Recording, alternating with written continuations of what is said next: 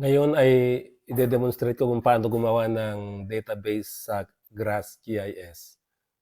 Pagka-open nyo ng GraphGIS, merong dalawang interactive windows na lalabas. Una, itong command console, kung saan itatype lahat ng commands nyo, o kaya ang ginagawa ko, imbes na type ko mano-mano, ika-copy-paste ko from a text editor.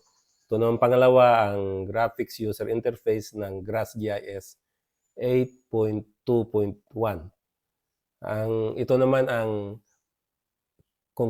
interface na kung saan magpo-point and click kayo. So medyo interactive siya, Windows based. Ito naman mas makaluma, itong command console, pero mas powerful siya. Bago ko simulan ay pakita ko muna sa inyo ang structure ng GraphGIS database. Una ay gagawa tayo ng folder, or ang tawag natin dito ay Isabela database. So kung open natin to sa Windows, parang ordinary folder din lang siya. Tapos sa loob ng isang database ay may mga tinatawag natin locations. Ang location ay container ng mga map layers sa map sets. Kaya lang, bawat location meron dapat kanya-kanyang coordinate reference systems or CRS.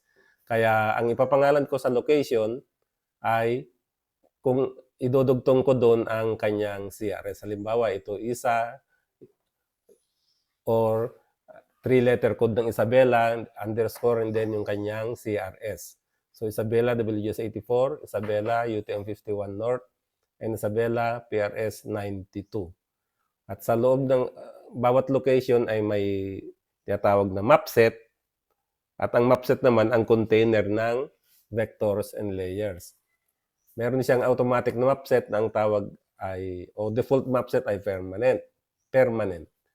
Pwedeng maraming map set sa bawat location, pero sa ngayon ay gamitin lang muna natin ang permanent map set. So again, database contains several locations. Its location must have a unique CRS na hindi pwedeng palitan once na create na. At yung location ay container ng map sets, at yung map set naman ang container ng vector and raster layers. Punta tayo ngayon sa GraphGIS. So ito ang interactive GUI ng GraphGIS. Ito muna ang gamitin natin.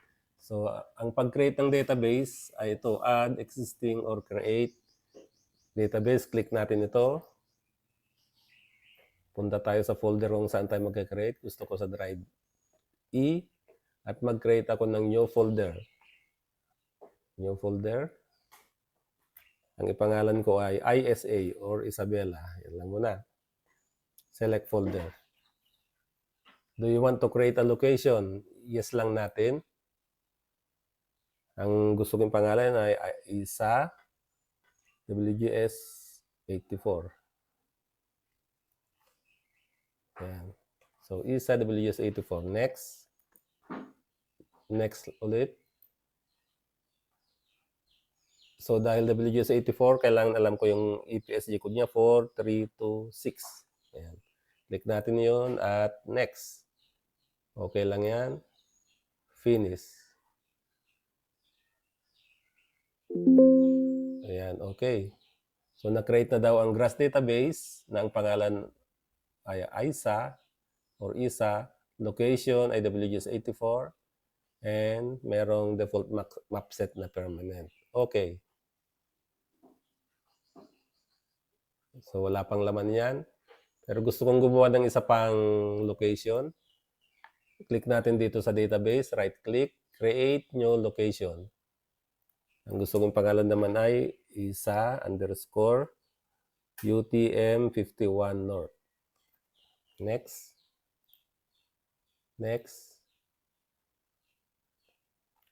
Ang EPSG code ng UTM 51 North ay 32651. Yan. Next. Click OK. Finish. Yan na siya. Ngayon, nagawa na yung dalawang locations. Gawa pa ko ng isang location para sa PRS 92 naman. Right-click ulit sa ISA database. Create yung location. Isa underscore PRS92. Yan, zone 3. 3. Yan. Next. Next. 3123 ang EPSC code ng zone 3 sa PRS92. Next. Finish. Ayan. Nasa current location daw tayo ngayon ng PRS92 zone 3. So, maski ano pwedeng ipangalan sa database, pero maganda kung descriptive siya ng location ng ating database. So, in my case, Isabela, and yung CRS niya, PRS92 Zone 3 at WGS84. Yung isa.